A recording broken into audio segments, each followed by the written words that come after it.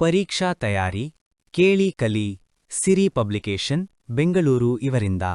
ವಿದ್ಯಾರ್ಥಿಗಳೇ, ಈ ದಿನ ನಾವು ಹಲಗಲಿ ಬೀಡರು, ಕೆಮ್ಮನೆ ಮೀಸೆ ಒತ್ತೆನೆ ಹಾಗೂ ವಸಂತ ಮುಖ ತೋರಲಿಲ್ಲ ಪದ್ಯಗಳ 1 ಅಂಕದ ಪ್ರಶ್ನೆಗಳಿಗೆ ಉತ್ತರಗಳನ್ನು ಕಲಿಯೋಣ. ನೀವು ಗಮನವಿಟ್ಟು ಕೇಳಿ ಕಲಿಯಿರಿ. ಪರೀಕ್ಷೆಗೆ ತಯಾರಾಗಿರಿ. ಮೊದಲನೆಯದಾಗಿ ಹಲಗಲಿ ಬೇಡರು ಪದ್ಯದ ಪ್ರಶ್ನೋತ್ತರಗಳನ್ನು ನೋಡೋಣ. ಕುಂಪಣಿ ಸರ್ಕಾರ ಹೊರಡಿಸಿದ ಆದೇಶ ಏನು? ಕುಂಪಣಿ ಸರ್ಕಾರ ನಿಶ್ಶಸ್ತ್ರೀಕರಣ ಕಾಯ್ದೆಯಡಿ ಎಲ್ಲ ಜನರಿಗೆ ಜೋರ ಮಾಡಿ ಕಸಿದುಕೊಳ್ಳಿರಿ ಹತಾರ ಎಂಬ ಆದೇಶ ಹೊರಡಿಸಿತು. ಹಲಗಲಿಯ 4 ಪ್ರಮುಖರು ಯಾರು? ಹಲಗಲಿಯ 4 ಪ್ರಮುಖರು ಯಾರೆಂದರೆ ಪೂಜೇರಿ ಹನುಮ, ಬ್ಯಾಡರ ಬಾಲ, ಜಡಗ ಮತ್ತು ರಾಮ. ಹಲಗಲಿ ಗುರುತು ಉಳಿಯದಂತಾದುದೇಕೆ? ಕುಂಪಣಿ ಸರ್ಕಾರದ ದಂಡು ಹಲಗಲಿಗೆ ಬೆಂಕಿ ಹಚ್ಚಿ ಸುಟ್ಟು ಬೂದಿ ಮಾಡಿದ್ದರಿಂದ ಗುರುತು ಉಳಿಯದಂತಾಯಿತು.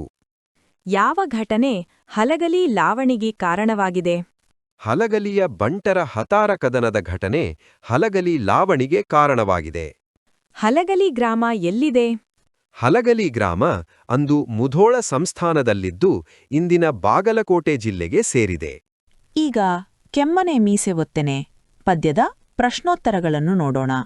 ದ್ರೋಣನು ಪರಶುರಾಮರಲಿಗೆ ಏಕೆ ಬಂದನು? ದ್ರೋಣನು ಪರಶುರಾಮರಲಿಗೆ ದ್ರವ್ಯಾರ್ಥಿಯಾಗಿ ಬಂದನು. ದ್ರೋಣನು ಯಾರೊಡನೆ ಪರಶುರಾಮನ ಬಳಿಗೆ ಬಂದನು?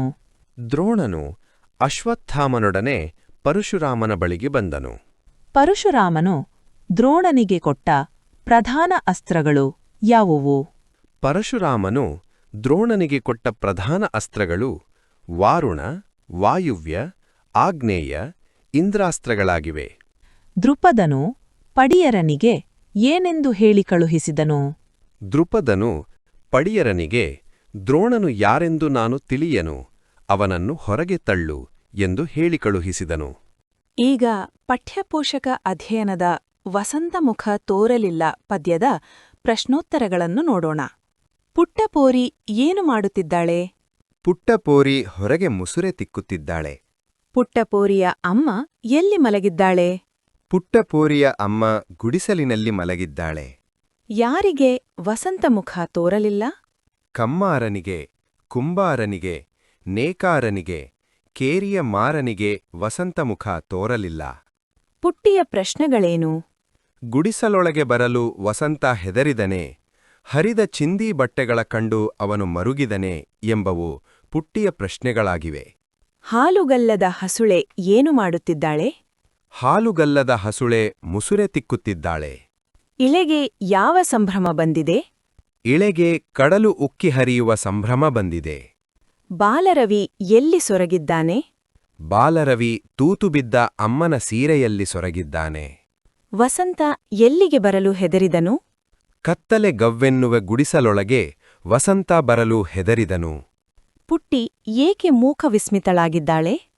ಪುಟ್ಟಿ ಯಜಮಾನನ ಮನೆಯ ಹೊರಗೆ ಹಾಕಿರುವ ರಂಗೋಲಿಯಲ್ಲಿ ಥಳಥಳ ಎಂದು ಹೊಳೆಯುವ ಬಾಲರವಿಯ ಕಂಡು ಮೂಕವಿಸ್ಮಿತಳಾಗಿದ್ದಾಳೆ. ಅಭಿನಂದನೆಗಳು ಆತ್ಮೀಯ ವಿದ್ಯಾರ್ಥಿಗಳೇ. ಇನ್ನೊಂದು ವಿಷಯ ಏನೆಂದರೆ, ಏನು ಮೇಡಮ್ ಅದು? ಇನ್ನೂ ಹೆಚ್ಚಿನ ಅಭ್ಯಾಸಕ್ಕಾಗಿ ಅತಿ ಹೆಚ್ಚು ಅಂಕ ಗಳಿಸಲು ಸಿರಿ ಪಬ್ಲಿಕೇಶನ್ ಬೆಂಗಳೂರು ಇವರು ಪ್ರಕಟಿಸಿರುವ ಜ್ಞಾನದೀಪ ಸ್ಕೋರ್ ಮೋರ್ ಪುಸ್ತಕವನ್ನು ಓದಬಹುದು. ಓ ಹೌದಾ, ಧನ್ಯವಾದಗಳು.